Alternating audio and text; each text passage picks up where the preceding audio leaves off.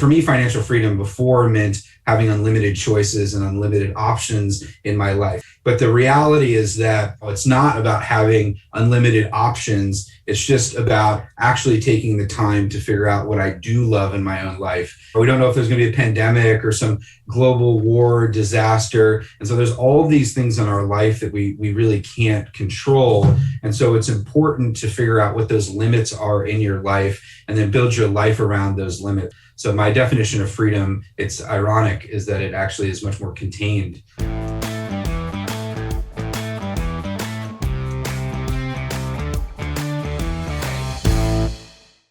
Welcome to the Real Estate and Financial Independence Podcast. I'm your host, Chad Carson. You can also call me Coach, and this is a show all about helping you get out of the financial grind so you can do more of what matters. Whether you're a first-time listener or a long-time listener, thank you for being back for another episode. The title of today's episode is Financial Freedom and Creating the Good Life. This is an interview with Grant Sabatier. Grant is the author of the book Financial Freedom, which has been a bestseller and very popular in the FIRE movement. He also founded a website called Millennial Money, and he's an online teacher, educator, also someone involved, like I said, in the FIRE movement. That's how I got to know him and just been interested in his journey. And in our conversation today, we talked some about the fundamentals of freedom. What does that mean? What does it mean to have financial freedom? And we talk about his path, how it's changed now that he has achieved financial freedom, what kinds of things he's focusing on, a lot of interesting nuance. All of us have our own kind of niches and hobbies and things we're interested in. So we talk about permaculture and some of the things he's working on, other projects he's working on. But we also get into the principles of money, of online business, which is very applicable to whatever side hustle you're working on with real estate or whatever else it is. And it's just nice to get inside the head of someone who has been on a journey, perhaps that a lot of you are trying to go on, trying to achieve financial freedom. So I hope you enjoy this conversation with Grant Sabatier. Now, before we get to this week's interview, it's time for my weekly behind the scenes segment where I share a short snippet of what's going on with me in my real estate investing, finances, or business behind the scenes. So when this episode publishes in mid-August, hopefully my family and I will already be settled in Granada, Spain. And I've had some questions about the details of that journey and what's happening. So I thought I would share with you, particularly about the housing and how we're doing housing both in the United States with our house here and moving to Spain. And so the long and short of it is that we're using leases. Both we're renting our house out that we live in Clemson, and we're finding a family who is okay with the fact that we're only going to be gone for a year, and then we're coming back. They needed a 1-year housing in town in Clemson. And then when we move to Granada, we have a lease there as well. And we actually hired somebody to help us find a lease, sight unseen, a house that we have not seen until we get there.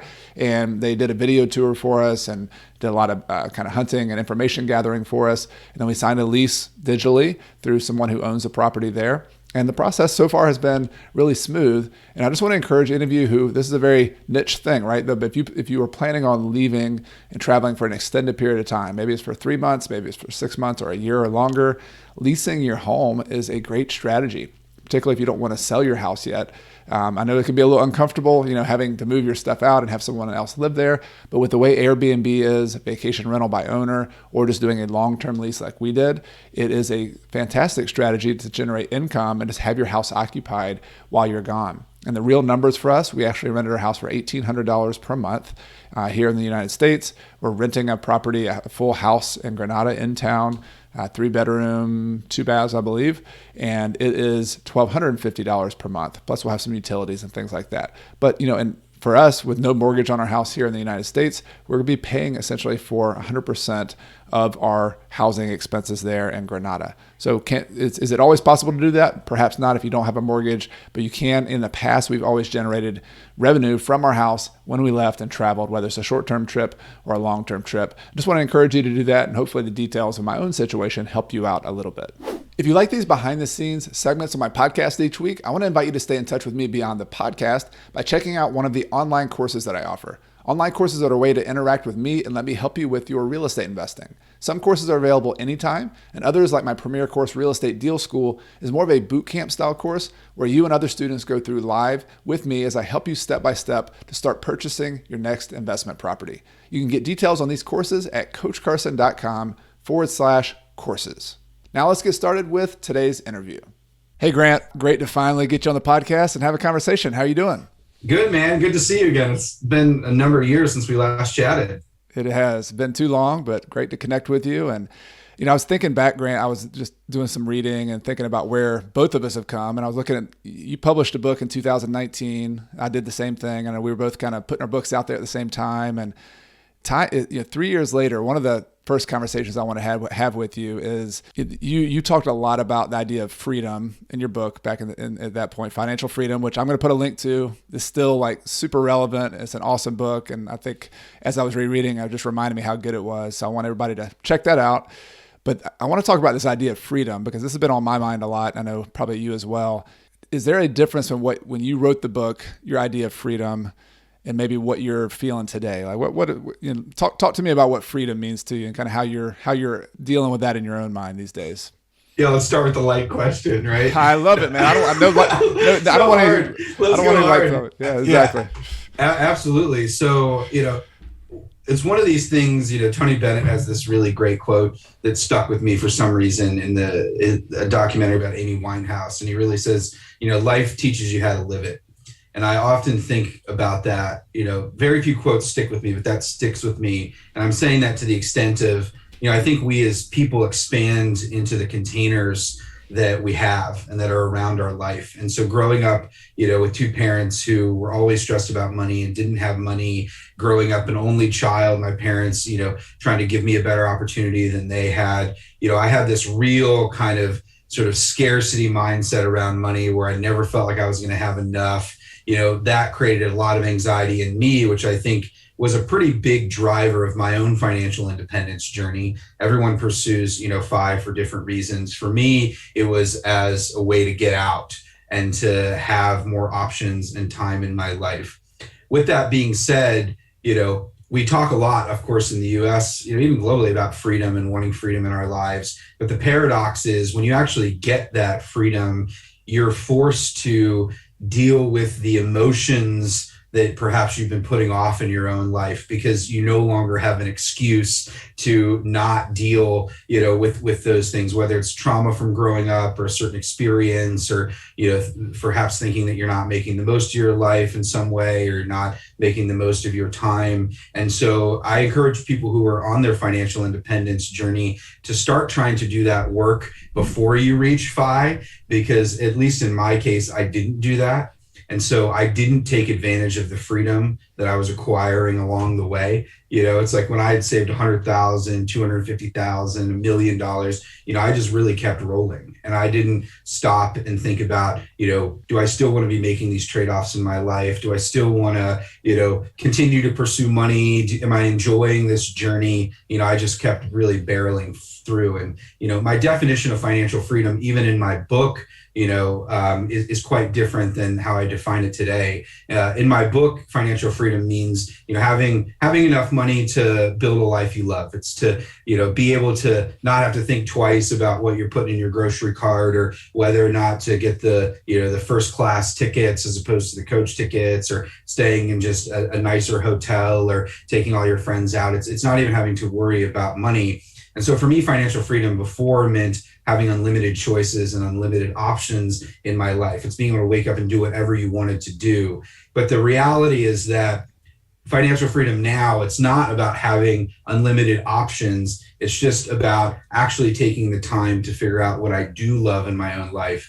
And Vicki Robin and I have had a number of conversations about this idea that freedom really only exists within limits. And so we think that freedom is forever infinitely expanding. But in our own life, we don't know when we're going to die. We don't know what's going to happen tomorrow. We don't know if there's going to be a pandemic or some global war, disaster. And so there's all these things in our life that we really can't control. And so it's important to figure out what those limits are in your life and then build your life around those limits. And so I'm writing about this a bit now in my second book, is that, it's important to take the time to push yourself so you can figure out the edges of your life and the edges of your container and realize that there are certain trade-offs that you're not going to want to make, as well as certain skill sets that you have as well. I think back to, I know you're a, Warren Buffett, Charlie Munger fan. I think back to this idea of circle of competence, which when you're, thinking about this, becoming a newer investor, you're like, what does that even mean? And for me, the older I get and the more honest I am with myself, I realized that, I'm really good at a couple of things and really bad at everything else. And so instead of spending all this time in my life trying to fix all the weaknesses and, plug all the holes and, try to get 1% better in every way, what I do is really just double down on my strengths. And I've found that in recognizing my own limits in my life, A, it helps me set realistic expectations, and B, it keeps me a lot happier because I just focus on those things that I enjoy doing and that I'm good at doing, as opposed to just, infinitely trying to try a bunch of things and get really scattered. And so my definition of freedom, it's ironic, is that it actually is much more contained of an idea than it was, certainly when I wrote Financial Freedom, because I just, you don't know what it feels like to, have $5 million, when you have, $1 million, and, it really, really shifts your perspective a lot. Yeah, I find myself in a very similar place, and I love this conversation you talked about with Vicky of limits. And I'm thinking of my own experience, and I think all of us have to go through our own. You mentioned having your own path. So if money is the main thing on our mind, you almost have to go taste that, right? You got to go touch that. You got to go make that money. You got to, and before you can actually figure out what the next thing is. And I know for me too, like, you think money is the main objective or the main thing holding you back, and then you solve that thing, and then you're like, whoa, wait a minute, like I've still got all these like anxieties that I attached money to, and now I've still got the anxiety. Wait a second, like what is this thing? Or for me, like ambition and just, all right, I'm just gotta work, I gotta do this, got to do this, and wait a second, now the money's solved, like I'm still working, like what is this? Like, so there's this vacuum you have to kind of, not that that's not it's a kind of a first world problem, right? But it is a interesting part of your journey, which I'm curious to hear about with you too. It's been like, all right, we solved the money problem. And it's almost like the money thing makes you feel as if you're in more control of everything else. And then I love what you're talking about here. You finally get the money thing solved, and you're like, wait a minute, like there's a lot more limitations than I thought. Everybody dies, there's all these things I can't control. So it's sort of been a philosophical journey for me as well. And it sounds like for you to figure out, all right, money's one thing on the list, then these other things that like ultimately like makes a good life. Like what is this thing I'm trying to do with my life? Have you thought about it that way too? Like just trying to identify some of the things that check off the list for you, for happiness, for fulfillment. What kind of things are you on your mind in that regard? Yeah, I mean, what a blessing, what a gift that we have, and that we live in this time where this is possible. I harped on it in Financial Freedom, and I still stand behind the idea that it's never been easier in history to make enough money to live a life you love. And this is one of those, fun things. I don't tweet, but I, watch Twitter and just see what people talk about. And, when people are in the accumulation phase and they're on the upswing and they're making all this money, everyone tends to talk a certain way and talk about certain things. And it's funny having gone through that, because you can be like, making money is actually easy. And, it is something that, as you do more of it, it becomes even easier to do. And then ultimately, just the ability to make money is sufficient. You don't even have to go out and do it. You kind of know that you have that skill set and that you can see things in a certain way. That doesn't mean that you certainly shouldn't, harvest the gains in your life. But one of my challenges is, I turned 36 and woke up and realized that I'd accomplished every single goal that I'd ever had in my life. Wow. From I have a partner that I love, I have, live in a place I love. I've got great family. I've got great friends. I'm able to share my heart open and honestly and vulnerably to, now millions of people around the world and engage in that way. And so that was one of these things. This happened last August, where I started, recognizing, wow, I've accomplished all of my goals, so then you ask, what's next, right? And you naturally look at other people, in the world, whether it's say like, the really successful people or people that you've encountered in your life. And one of the things that I thought about was, geez, have I been thinking too small this entire time? Have I been has my goals been too modest? Have I, it's like one of those things when you're only, able to get to the top of the fifth rung of the ladder, you don't recognize that there's 20 other ladders after it, but, you're not able to see them because you haven't gotten high enough. And I think, I started really thinking about this idea of, am I thinking too small in my life? And this goes back to these idea of limits, where it's like, just because you can do something and have the power to do something and the potential to do something doesn't mean that you're willing to make that trade-off. And this is one of the conversations that I had with Tony Robbins on my own podcast, because Tony's such a huge believer in just massive action. And if you can make more money, make more money. If you can do more, do more. And, I'm of a different generation than him. And so I don't subscribe to this idea just because you can, you should. Yeah. But on the flip side, I realize in myself that I reached a certain level of sort of success and personal fulfillment. We as humans are happiest when we're evolving and when we're growing. And what that means is, in order to grow, you have to, either kind of push your limits a little bit or try something that you haven't tried before, or in my case, double back down on your strengths and see what happens.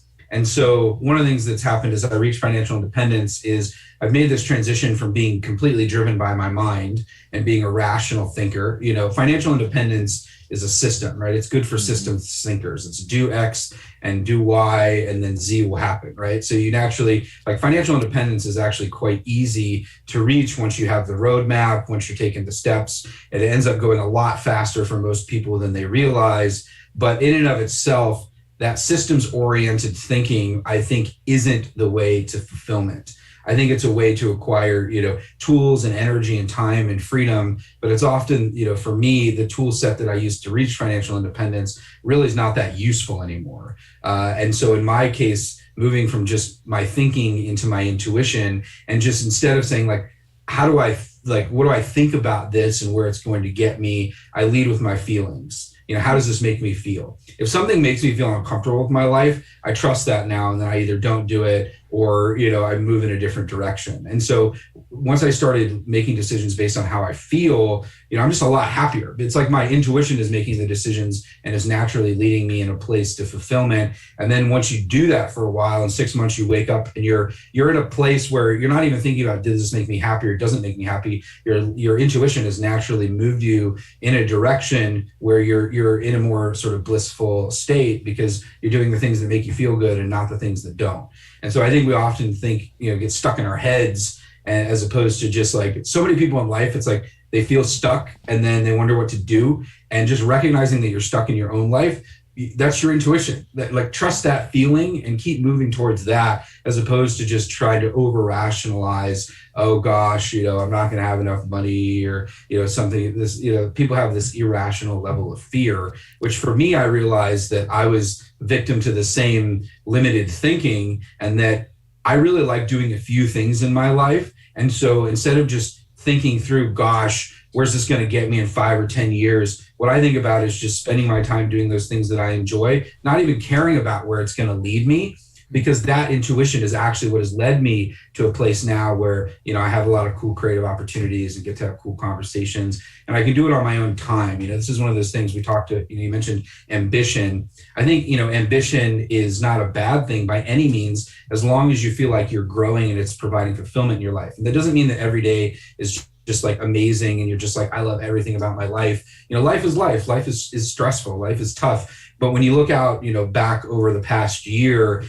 what do you remember? Do you remember those days where you really enjoyed your work, and that's the first memory that comes to mind? Or are you thinking about all the stress that it created? And if those really stressful days, outnumber, those great days and those great memories, that's all the information that you need to kind of recalibrate and realize that you're not kind of going in the right direction. And so for me, not knowing now is really a beautiful thing. I don't care. I'm not setting a goal for 2 years down the road in my life. I'm just moving towards the things and continue to do the things that I like, and not even hoping that it'll work out. I'm just enjoying my time every day. And what's interesting is the byproduct of that has been, I end up in really cool conversations, with cool people. And, I trust that intuition as opposed to just, trying to reach some goal that is probably too small, in retrospect, and honestly, it isn't going to serve me anyway, just because I like to enjoy my time and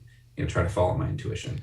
Yeah, that's beautiful. I love the intuition conversation, and I know it's so easy to get stuck, particularly, and a lot of people listening to this are ambitious and they have good brains, they're thinking, they're good systems people, but the thing that got you there financially isn't necessarily going to get you there fulfillment, happiness wise. I love that. And I know I'm thinking about myself, a lot of focus on relationships. I mean, I think it's always been awareness for me. Like my wife has done a really good job of helping me maintain a balance with this. Like some of the many retirements we took right in the middle of our climb. And for me, it was like, robot brain, making a bunch of money, building properties, unplugging from that for 6 months. And then it took me like 2 or 3 months to finally, I was in Spain in 2009.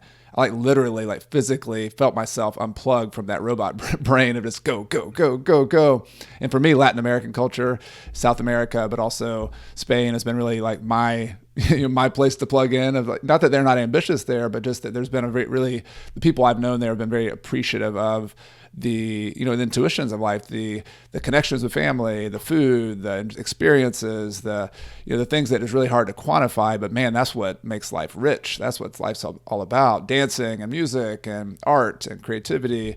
So yeah, I'm totally with you on that. And I'm curious, Grant, for you, like what are some of the specific things that intuition, that decision making's led to for you over the last couple of years that have been more gratifying and been more fulfilling for you?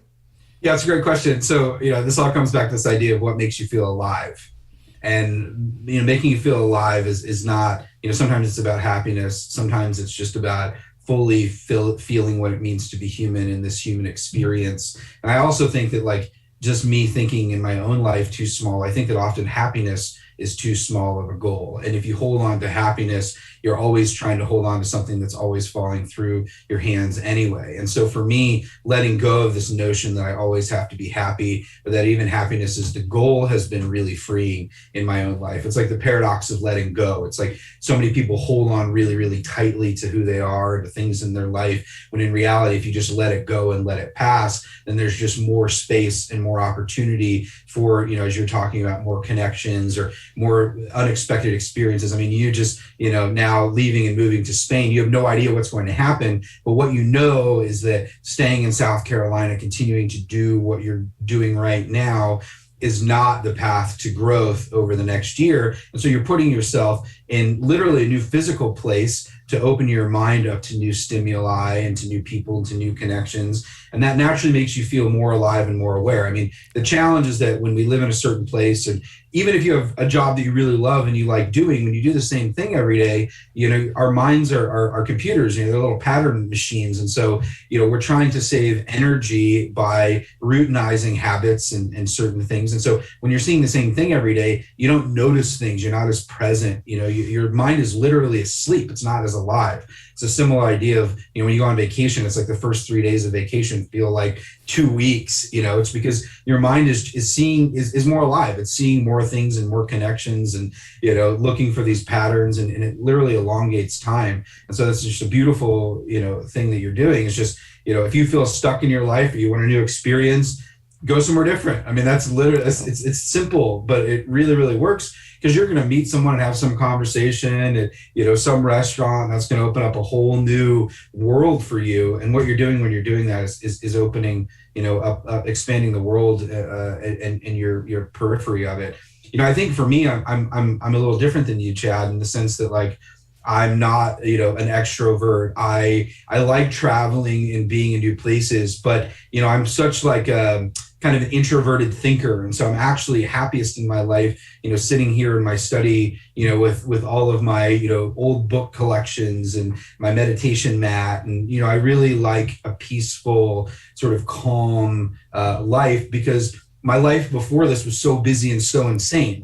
I never ever had the opportunity to rest. I've been to over 50 countries. I've, done so many things that now I'm in this period, even at the age of 37, where just rest and being able to wake up whenever I want to and take walks, out in my backyard, is my feeling fully alive.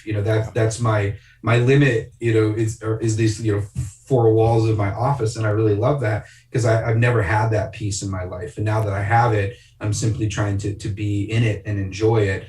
But I know, just like most people, I'm probably not going to want to sit in the same room for the next 5 years, right? And I'll want to expand my container. I don't know if I would take as huge of a leap to move somewhere like Spain, not because I don't think it would be amazing and would be fun. It's just where I'm at in my own life. I'd probably rather wait till I have kids and then I could experience it with them. So it's all kind of just what phase of life you're in, and once again, realizing your limits. I mean, right now I'm working on my second book. I love writing. I just absolutely love it. And so I wake up every day. I wake up at 9. I'm not one of these 4 a.m. people. I'm slow moving. I brew my coffee and, sit down and then start working. And then I stop when I, and feel like not working anymore. And sometimes that's, 11 a.m. and I've gotten 2 hours of work done. And sometimes it's 10 p.m. and I've gotten, 13 hours of work done. But I don't push too hard, and I trust my own limits. And just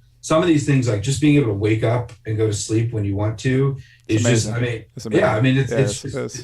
it's naturally, it's just so fulfilling. It's a game changer too. And I think it's so interesting, the seasonality of what we're talking about here too. Like a lot of my season in this part of my life is with my kids, and they're one's 10 or just turned 11, one's 8. And so you can just, following intuition, my wife and I just sensing that, hey, there's even a year ago, like there's something kind of shifting in this time of our life. If we're going to do this thing, like my wife teaches Spanish, and we've always, even our first date, we connected on travel and studying abroad. So like it's, it's following some of these patterns that have been there for a long time in your life, but recognizing them and going back to the financial freedom aspect of it, when you have that optionality, that potential, you can then you can have some freedom to follow those. And I think it's really cool what you're doing right now too, with if I understand it right, doing a lot of like connection to to planting and gardening and the land, which we've kind of had that season as well. Like I really enjoy both. I enjoy that rootedness and that kind of calm. For me, plants. I'm not like we've had pets and things like that in the past, but like just plants and gardens and the slowness of that, but also just like those things happen without you. You're not having to. You're doing a little bit of the the growing, the fertilizing, and the what, but like that thing's happening. Like it's just like a process that you get to be a part of. So I don't know. Can you talk to that a little bit? I mean, I've heard you talk a little bit about permaculture and some of the gardening. I'm just curious where that's come from and what that interest is for you. Yeah, I mean, I'll start this with the idea of just planting seeds in your life in any way. And we talked a little bit about this before we hopped on the podcast. I think we plant these seeds in our life. And then it's really important as those seeds grow to honor the seeds that you did plant. And what I mean by that is like, the relationships and just even in your money, as things start to harvest, it's important to recognize that and pay homage to it. And then, not only count your blessings, but, build on that. And I'm just saying that to the extent of like, I really, after financial freedom came out, thought that I would never talk or write or do anything in the money space ever again. I was like, that's it. That's my money book. I'm moving on. I'm going to write a philosophy book and just, do something else. But it's one of these funny things coming out of the pandemic where, I realized that all the seeds that I was sowing, 5 and 7 years ago, so many of them have, are bearing fruit now, that I should stop and harvest the fruit and be thankful for it and think about what are those next seeds that I want to plant. And, this is a interesting metaphor just because now so much of the work that I'm doing outside of writing is just investing in younger people who are now moving these concepts that, we've been talking about for a number of years forward. Right. Just like, Vicky was my teacher, and taught me so much. Now, I'm working with a couple 25-year-olds who've launched this financial independence app called Topia. I just joined onto their team. And it's one of these amazing things because they're building something, in a way that I could never do it, just myself. And so planting seeds just in your own life and other people, so much of that is so fulfilling. And I'm only 37, right? It's not like I'm 75 and here I can invest in a next generation of younger people who are carrying on these amazing ideas and talking about money in a different way. Now, to actually answer your question, what is my interest in permaculture? I'm really worried about just, the impact, of the climate and of increasing uncertainty on, my quality of life and my family and friends' quality of life in the future.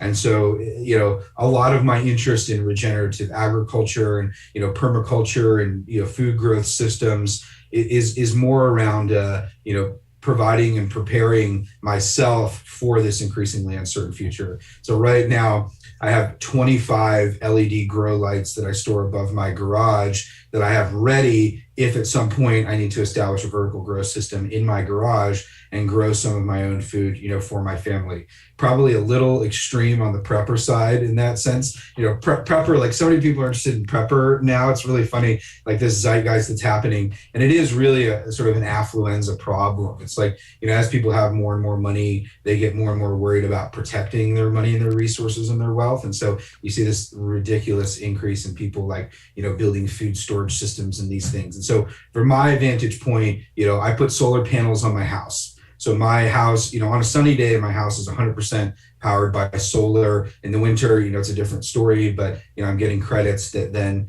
filter through. So my electricity bill went from like $240 a month to $11 a month. And so that's something where I'm not doing it to save money. I'm doing it, to be able to live off the grid if I need to at some point. I built a battery wall. And I think about growing food in the same way. I'm not going to become a farmer in terms of I've got, about 3/4 of an acre, in my back and can certainly grow a lot of food, but I'm not interested in becoming a farmer, but I am interested in skills as future currency, so having those skill sets and also investing in things like, as your net worth grows, it's really prudent to start investing and diversifying your money into other things, whether it's building a food store or building a grow system or digging a well or getting solar panels.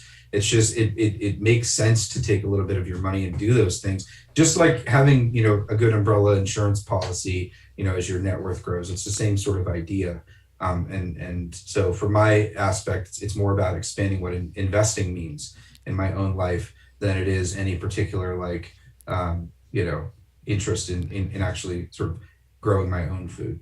Cool. Yeah, that's, and really investing, if you think about it from a kind of first principles, is more of a resilience game anyway. You before we had money currency, you might have a herd of goats and some farms, and you want to diversify that to different kinds of goats and chickens. And so really, I think it's interesting to think that way. As kind of my mindset has also been, all right, been very fortunate having more wealth. I've been very concentrated in one asset class, also in one location. So, all right, let's diversify into more equities. Let's even, diversifying. And a lot of my interest in different diversifications has also been an intellectual one. Like I like learning.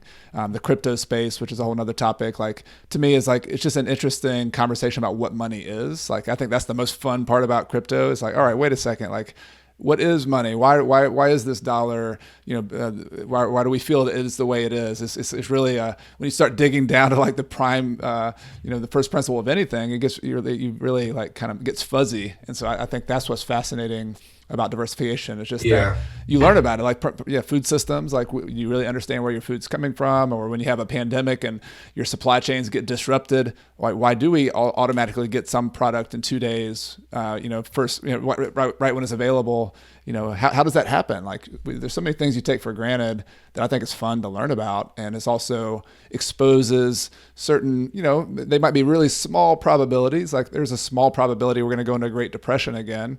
But once you have a large enough net worth, you've won the game, so to speak. Or as Vicki Robin would say, you've got enough money, why would you keep, growing? You would want to, diversify. You'd want to have, rotate your crops. You want to have different things that you invest in, different seeds that you plant. And that's sort of the season I'm in as well. Like I've, making sure to pay off debt, making sure to be more resilient, have cash reserves, not just have one asset class, not just have one location. But that's not necessarily, that's like the opposite approach I took when I first started. I was very concentrated. I was very, all in. I was learning one thing and getting really good at it. I was doing what you talked about in your book. I was trying to build my skill set and my network, to an extreme level so that I can make a lot of money. Like there's just different seasons have different necessities, but it's kind of fun to lean into that. Yeah, 100%. I mean, it's just like, I bought, my first investment property recently, and it's the same thing, for me now. I live in Columbus, Ohio. I've lived in New York and Chicago before this. I've never lived in a house until now. And it's one of these things where now I know that I'm going to be here a while. Real estate investing is a lot more attractive to me because I know the market, I know the neighborhoods, I know the properties.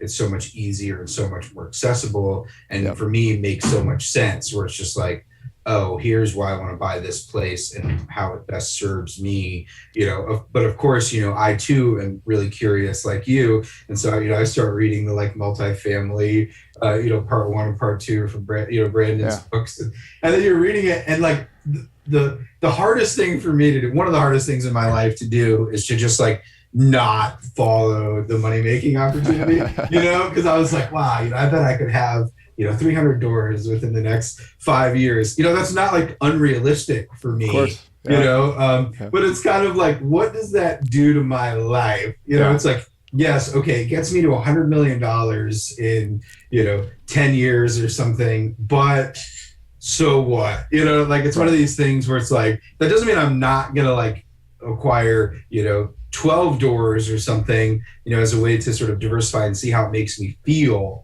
But it's the real estate, man. Now that I actually have a place that is a good place to invest in real estate, it's a slippery slope. It's like one of these things where it's like, gets me, I get the goosebumps. And I'm like, oh, I should be doing this. But then it's like, dude, would that really, enrich your life in any way? And sometimes it's just fun to do it because it's a game and it's a challenge. And now there's so much generational shift happening. So here in Columbus, you get these like, boomers, and they're like late 60s, early 70s that have these real estate portfolios down by Ohio State, and they're just starting to unload them. It's like there's just this generational transfer, and I'm just like, oh gosh. I'm glad that I didn't find real estate first. I can actually say that in all honesty. I'm glad I didn't find real estate first. It is a fun game. I mean, there's a reason Monopoly and some of these other games have done so well that it's a fun game. But I will say, like you said something earlier about planting seeds with other people. One of the things I'm leaning into is how can real estate's beautiful for investing together with other people, like being either a private money lender or being a limited partner with somebody. Like it really lends itself to having the active entrepreneur, which is how I started. Like I had zero money, but I found a lot of people who were like, I had a mentor who called me like the young pup and him the old lion. And he's like, I don't have the energy you do, young pup, but like I got some money and here we go. Like, and so like it really lends itself to that. If you do want to get 100 doors, you can do that a little bit in a much more limited way, and still be in the game. You can still be on the board of directors of the multi-unit, but not have to do it yourself. Yeah. It's just like I literally was I was reading the second book, and I just literally put them in a drawer because I was like it felt like fire or something. Yeah. You know what I mean? I was like, oh gosh, like because you start seeing all the connections. You got it. You could definitely knock it out of the park. There's no doubt. I know, which scares me, because you just see because you fast forward 10 years and you're like, wow, that really sucked up a lot of time. I got a lot more money. Although, oddly, I'm so frugal in my own life. I never spent any money, but recently I've gotten attached to this idea of just buying a plane.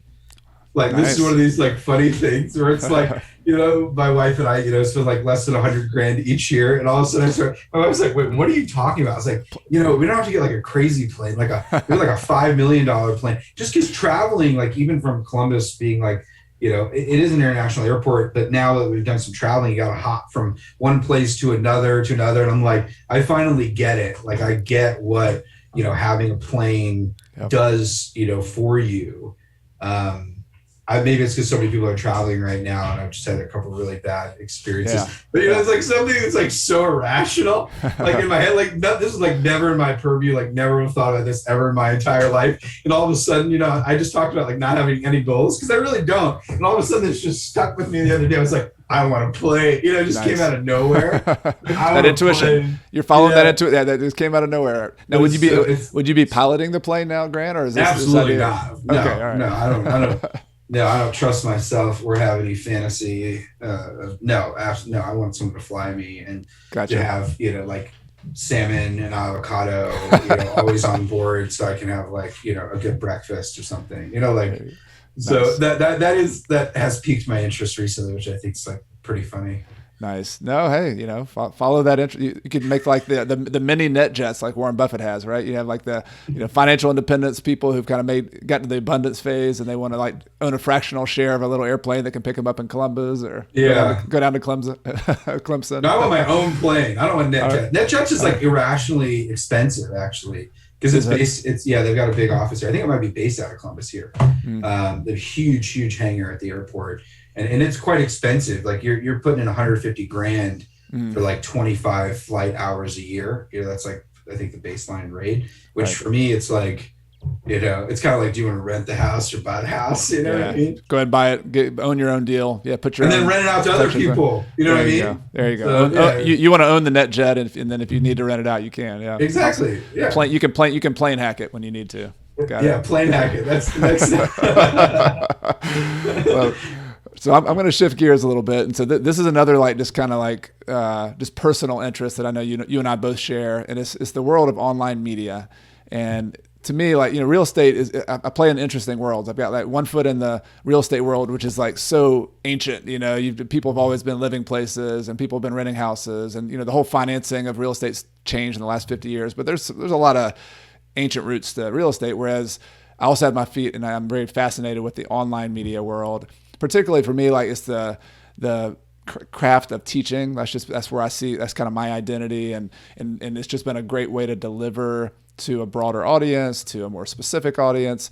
So I just want to have a general conversation with you. You got in one of your first careers out of your story going from $2.26 to 1.25 million was getting in the online world and learning that skill set of analyzing Google search and what's Google ads. And so I'm just curious, you're where we are now, in the social platforms, at TikTok, to where we started. What are some of the trends that are interesting you, or you think are worth noting in the online media space that you're seeing happening right now? That's a great question. This goes back, once again, know your strengths. And I think, there's so much temptation in the online space to try to do everything. And then there's, I think, certainly in our world, there's kind of the Gary Vaynerchuk, model, which Gary's, as he's gotten older, he's gotten more reflective, which is amazing to see. Same with the Tim Ferrisses. Everyone kind of hits their mid to late 40s and then start questioning life in a different way. So I love seeing these perennial sort of just hustle, be everywhere, do everything creators starting to be more self-reflective. That's really cool, just as an aside. But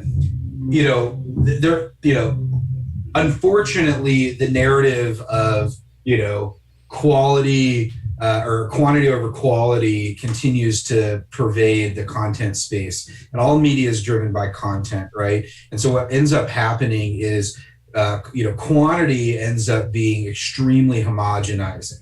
And what happens is, even following people on Twitter, I don't tweet. I'll tweet twice a year or something, because I early on calculated, if you've tweeted 20,000 times, you've spent almost a week of your life just tweeting, and I was I'm not willing to make that trade-off. Also, it was very hard for me to make the connection between being a really active social media user and ROI on my bottom line. And so it doesn't mean you can't make money on these platforms. It doesn't mean people can't be successful. It's just kind of that risk reward calculation curve and time reward calculation curve, in my own estimation, was just out of whack. So, since that time, people are making decent money off of Instagram, certainly off of TikTok. But the challenge is innovation, the pace of innovation and the pace of information being created, it's just an exponential curve, right? So there's more information, being created today than there was yesterday, and people are moving faster. And I think the risk of this is that the opportunity window for making money through a media company online is so small in hindsight. And so you have the people say the Tory Dunlops,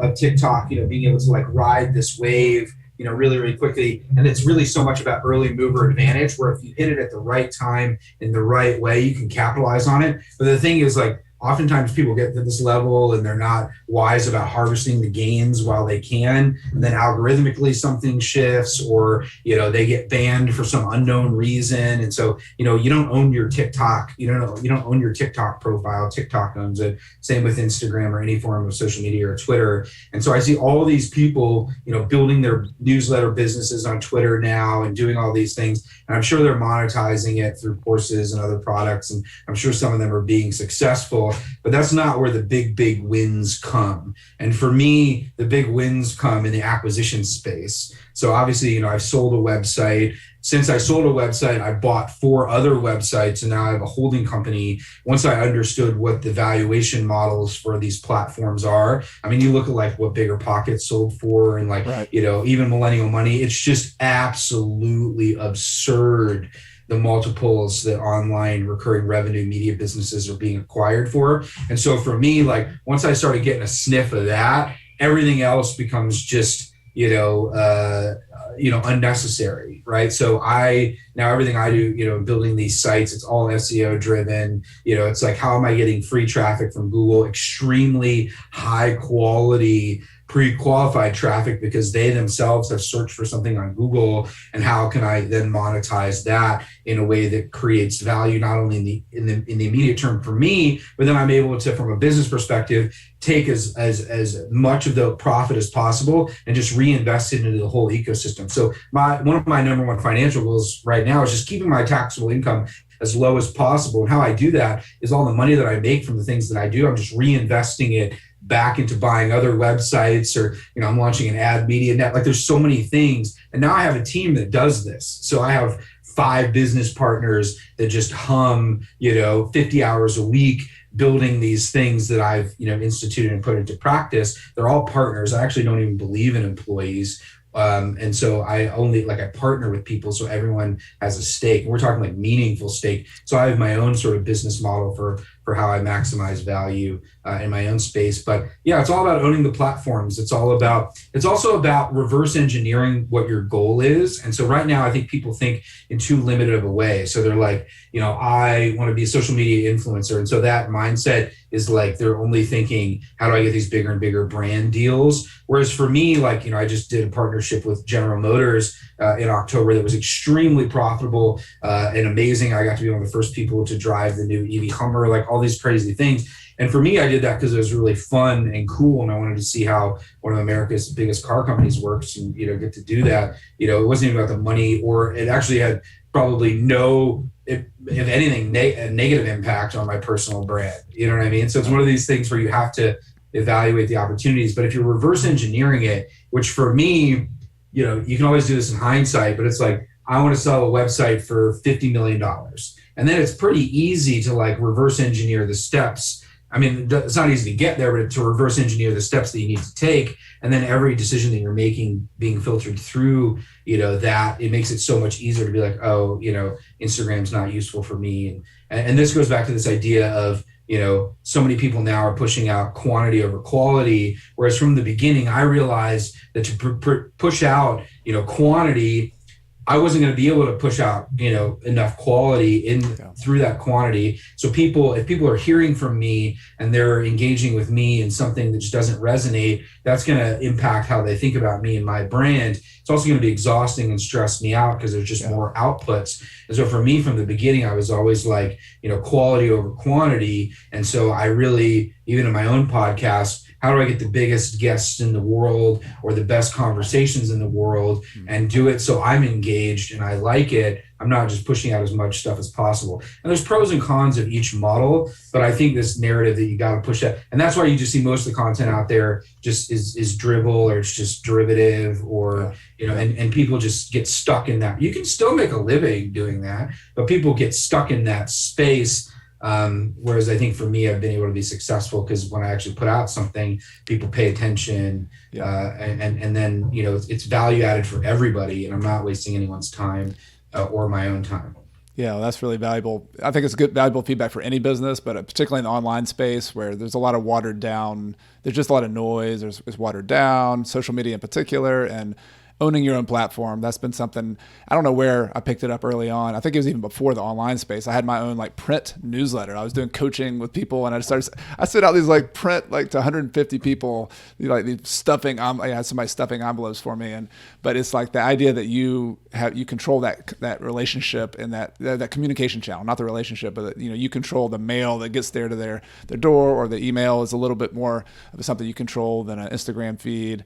And I also like the idea that working it backwards, like in my own personal situation is a little different, maybe not optimized, but like I kind of accidentally got into the online space where for me, it was just like, okay, I'm just going to start sharing a little bit. I'm going to do this. And I was doing it locally, and the brand is me, so it's kind of like more of a Tim Ferriss kind of brand than it is like something that I think, maybe you could give me feedback on this, but it's grown. I'm building it up. But for me, working it backwards, it was always about the content creation and just the joy of writing and teaching. And that's like, for me, like if I do 15 hours a week and I'm writing, I'm learning, I'm sharing, like that's it. Like that's the thing I'm trying to get to.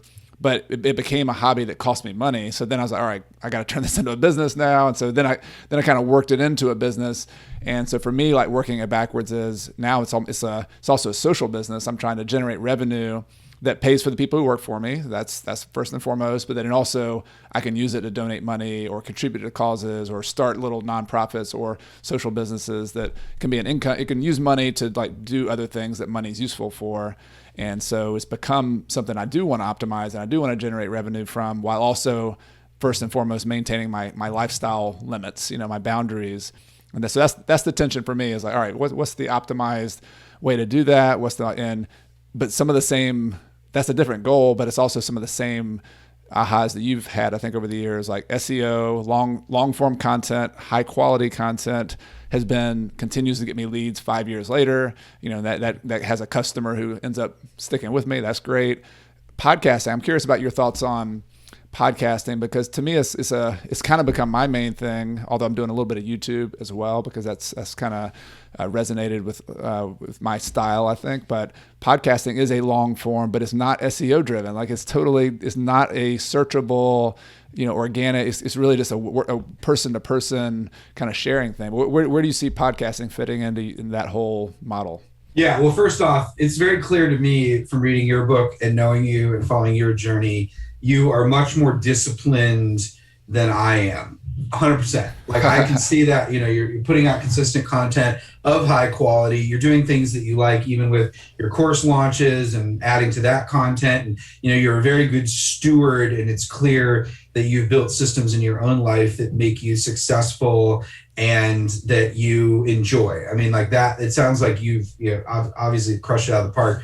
For me, I am really terrible at being consistent because I'm so emotionally driven. I'm so I'm so intense and so passionate. And so for me, I love building things. I love creating things, but I'm terrible at managing them. Terrible at managing people. And so I know that that's a weakness of mine. And so I've actually now built people around me who know this, and they just keep me out of the loop. That like I just mess up more things. They like once a week get that grant input where I share all my ideas, and then they take it and run with it. But often the day-to-day of my businesses, I don't even know about. It's right. Because I need to stay out of it because I'm terrible at managing it. It's going to stress me out. And so for me, I'm happiest when I'm creating something from nothing. I can just be more free-flowing. And podcast is this perfect example where it's like really funny because I'm my own worst enemy in a lot of ways.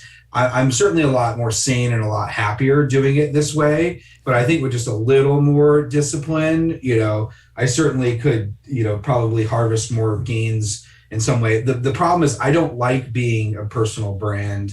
I don't like the challenges that have come with that. I never started all this work to do that. I just wanted the information to be out there. I mean, I can't stress enough like how much of an introvert I am. And I really, I have like my two best friends are from when I was 3 and 5 years old. Like, my circle is very, very small, but, what I am good at is clearly like creating things that resonate with a large group of people, but you can't do both. And I often say like, even with, my wife, it's like, I can't really consume and create content at the same time. It's very hard for me. I go through phases of consumption and phases of creation, but I often don't muddle the waters. It's very, very hard to do both well consistently. And this goes back to your podcast question. I think it really comes down to what's your end goal. And the thing is, it's the barrier to entry now. It's so easy to create a course, so easy to create content online, so easy to create a podcast. Now there's so many podcasts, obviously. The actual like doing it and creating it, because it's so easy, what happens then is like if things are very sort of capital light, then the competition increases exponentially. And so even if you have a competitive advantage for a little bit of time, that can erode very, very rapidly if the quality does not remain high, if you don't have a good business strategy, the stuff gets just so concentrated so fast. And so it's really important, there's like that essay, 1,000 fans, you can make a living on just 1,000 really good fans, but the paradox of that is that those 1,000 fans can become, a pain in your side and become really annoying and not enrich your life. This is why I've never done coaching myself, because, I really worry that every day I'm going to be thinking about this problem that this person told me about. And I'm going to, because I can't not, I can't just do like the low, it would bother me. So I know you would absorb their stress. Yeah. They got a stressful situation. And you'd be like, I know that I'm not going to do that, but this goes back to podcast. My biggest challenge with podcast is, I launched, I've had 2 podcasts. One, I had 250 episodes. It used to be like 5 minutes a day. I was so early on that trend.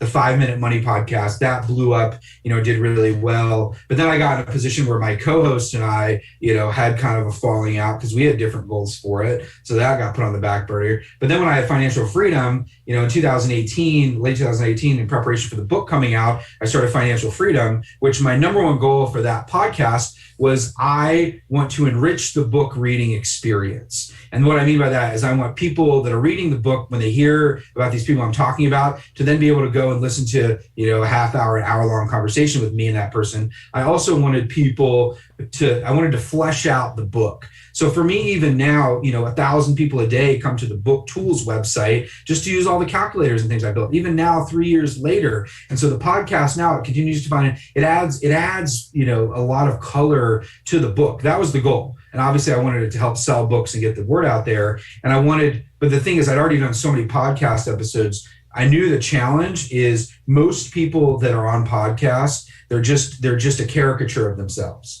And so what happened is, I got Tony Robbins and James Clear and all these great people that I really wanted to talk to, and they came on my show. So that was amazing for me and enlightening. And those, you can feel that it's electric in those episodes. And my dad, but what started happening is after I got to episode 20 is the people that I would bring on for the show, they were just, they weren't fully present. They weren't, they were just some character version of themselves. And that really, even when my conversations were hard hitting, no one wanted to be vulnerable and open with me.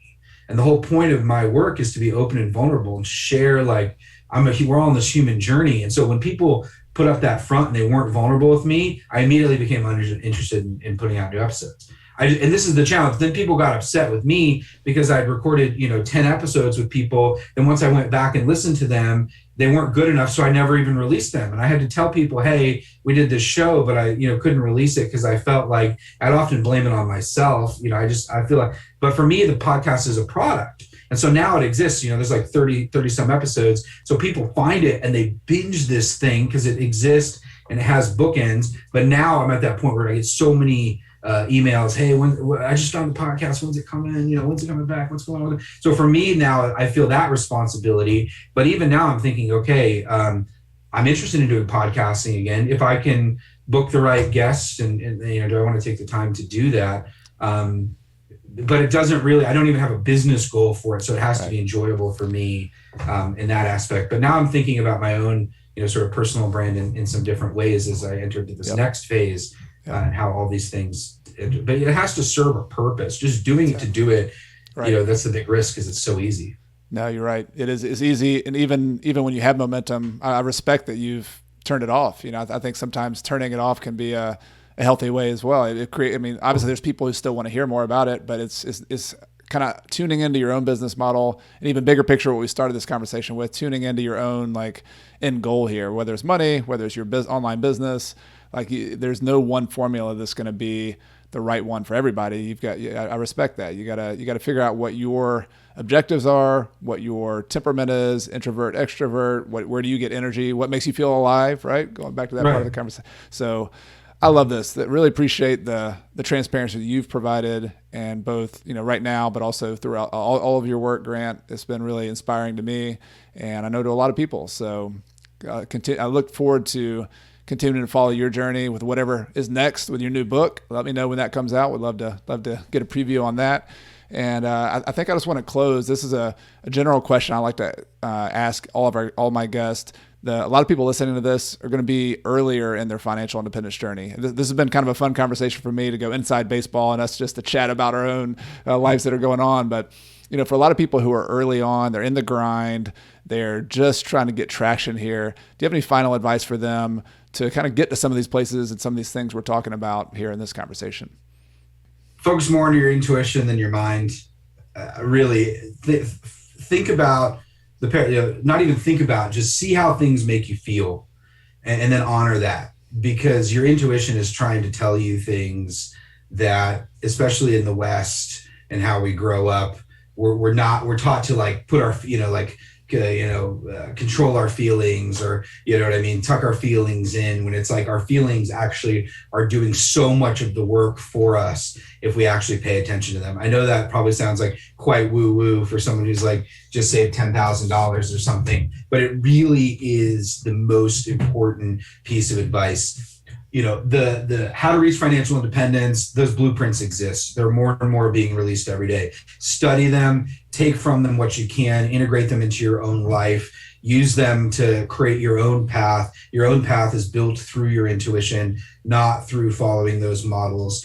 Test your limits, think about what your limits ultimately are. And then finally, make sure that you're enjoying the freedom that you're acquiring along the way.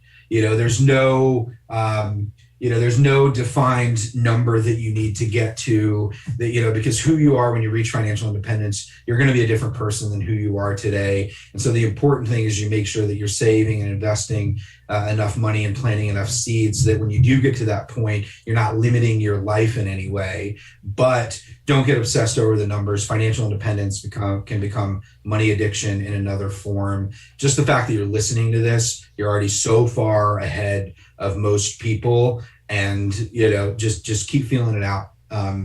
Money making becomes a lot easier as you go along. It's not worth stressing over right now. You've already figured it out. Just keep going and being honest with yourself about how it's helping you build a life that you ultimately enjoy, and just be grateful that we live in this time in history, because the ways that we can make, save, and invest money today, it's never been easier in history. And so use that to your advantage, but don't get overly obsessed, because there's way more important things out there than acquiring more money. Such good advice. Thank you, Grant. That's awesome. Yep. And I want to give you a chance as we close. Is there anywhere to hand people off if they want to follow up with you, if they want to stick around with you? You've sold the Millennial Money website, but I know you're still out there and you're still connecting with people. So I'll put all of these links in the show notes as well, but let people know where they can hang out with you online. The first place, so I have an app. I did join these 25-year-olds, and it's launching in 2 weeks. Topia, TOPIA-app.com, completely free. It's financial independence app. It's like Personal Capital or Mint on steroids, just for financial independence. It's like unbelievable. It's all free. So check that out. I'm going to be in there. There's a community inside there. I'm going to be hanging out. You can also just go to Sabatier.com. You just Google Grant. Try to spell my last name however you want to. It'll come up in Google. GrantSabatier.com, new GrantSabatier.com launching. I've combined everything that I've ever built into one site, and it's all free. So that's launching very, very shortly. And just excited to move into this next phase. Check out Financial Freedom. It's now in 14 languages, more and more coming down the pike. And share with your friends, get it out of the library. It still resonates. It's really cool. I'm glad that it exists, and hope you find some value from it. And really excited to have this conversation. I decline most podcast invites, but wanted to really chat with you and know your heart's in the right place, and it's cool to see how your business has evolved, and that it's a great joy to be on this journey with you, even though we don't chat much. Yeah, you as well, Grant. And thanks for your feedback. And hey, I'm a work in progress, and I'm learning along the way, just like we all are, right? So this has been fun. And I can't recommend your book highly enough. Getting to go back through it again after reading it a few years ago just reminded me of how much value there's. I mean, all of that. I mean, it's very general, timeless kind of advice that people, especially people who are trying to change their mindset around money and scarcity mindset, and that you can, it might seem unbelievable that you can 5 years from now, you can change a lot of things, but that's what, to me, that book shows that blueprint of like, hey, it's possible shift things really quickly if you really get on it. But with that caveat, which I love was your final tip, have some balance and also follow your intuition on what makes you feel right, because it can become all consuming as well. So hey, we all gotta figure this out for ourselves. Thanks a Chad. lot. Have a great day. Good talking to you. Bye. I hope you enjoyed today's conversation with Grant Sabatier. If you did like this podcast, I want to invite you to join me again next week, where I have a new interview. I'm interviewing Lisa and Tim from the Real Estate Investment Concierge, and we talk about living abroad or living in another country or living long distance and investing back in the United States. So any of you who've ever considered or are currently trying to invest in another city, another state, or another country, that's what this conversation is all about. They are experts in that. That's what they have done for themselves and also help other people do. So we talk about all the nuances and the details of picking markets and finding a team and managing the process and the details of getting financing and doing closings, all those little tactical details that are important to know. That's what we talk about next week, and I hope you will join me for that interesting podcast. If you like the show, I'd like to invite you to subscribe to my free email newsletter at coachcarson.com/REI Toolkit. In addition to weekly updates, articles, and behind-the-scenes tips from me, my email newsletter subscribers get my real estate investing toolkit, which includes a property closing checklist that I actually use when I buy properties, a real estate deal worksheet, a tenant screening criteria checklist, and other spreadsheets and goodies that will help you on your journey to financial independence using real estate. You can get it all for free at coachcarson.com/REI Toolkit. I also want to take this time to thank some people behind the scenes who make this podcast possible each and every week. This includes my podcast editor extraordinaire, Michael Wynn, my amazing virtual assistant, Megan Thompson, my wife, Carrie, who helps me behind the scenes and is my partner here at Coach Carson. And of course, thank you to all of you, the listeners of this show who make everything possible. This show exists for you. It exists because of you. And I really appreciate you being here for another episode. Everything I've shared with you in this episode has been for general education purposes. I've not considered your specific situation or risks. Before buying your own investments, be sure to consult a financial, real estate, and/or a legal professional. Until next time, I'm Chad Carson. You can also call me Coach, and this is a show all about helping you get out of the financial grind so you can do more of what matters. See you next time.